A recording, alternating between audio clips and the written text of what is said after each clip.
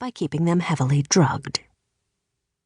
A number of forces conspired to break the group out again, from their own efforts to Talon and the now resurrected Valencia.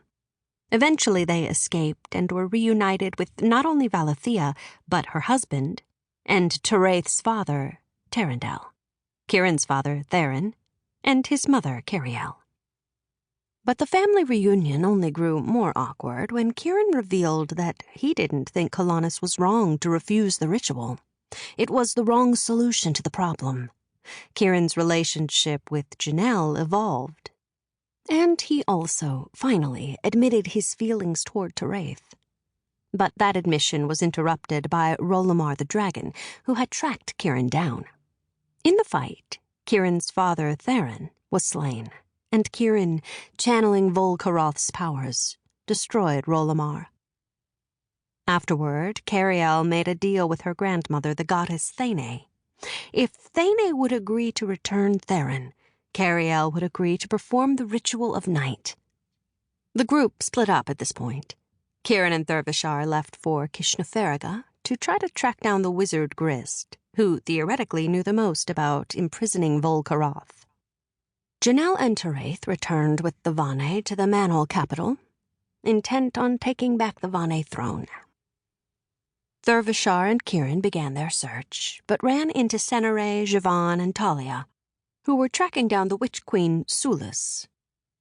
Kihrin learned that it hadn't been Raylos Var who'd sent a daughter of Leica to destroy his ship so many years earlier, but Thane herself, framing Raylos Var in order to gain Kihrin's trust. After they continued to run into each other, Thurvashar and Kihrin joined forces with Senere, Javan, and Talia, who agreed to help with Kihrin's quest if the two men would help with theirs.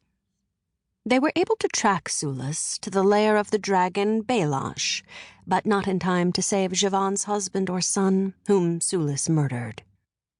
Sulis herself was killed during a fight between the dragons Sharanakal and Bailash, but it was a ruse.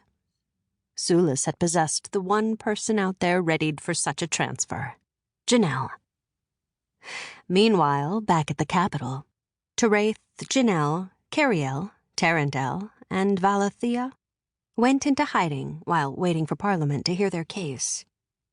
They were taken by surprise when Senere, Javan, and Talia ambushed them to rescue Janelle, but Sulis escaped in the confusion before they could explain their good intentions, taking Janelle's body with her.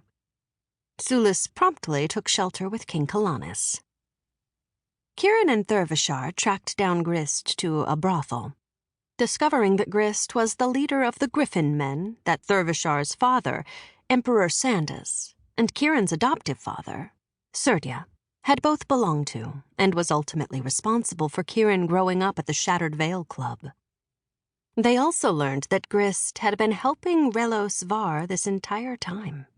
But after Grist realized how closely linked Volkaroth and Kihrin seemed to be, he switched sides.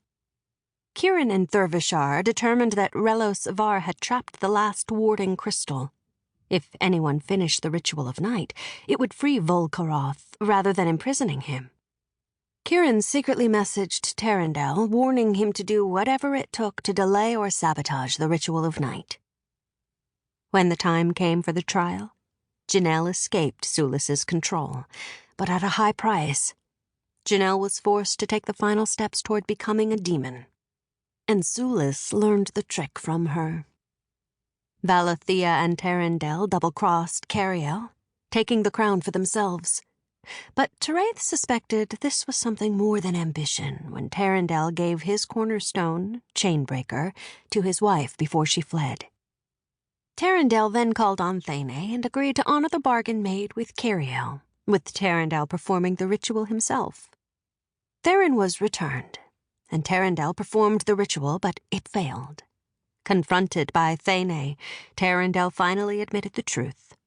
The ritual couldn't succeed because the Vane weren't an immortal race. They were just an offshoot branch of the Voras, who became mortal the first time Volkaroth was imprisoned. They'd been using their magic to artificially prolong their lives using the Well of Spirals, but they weren't truly immortal. So there was nothing to sacrifice.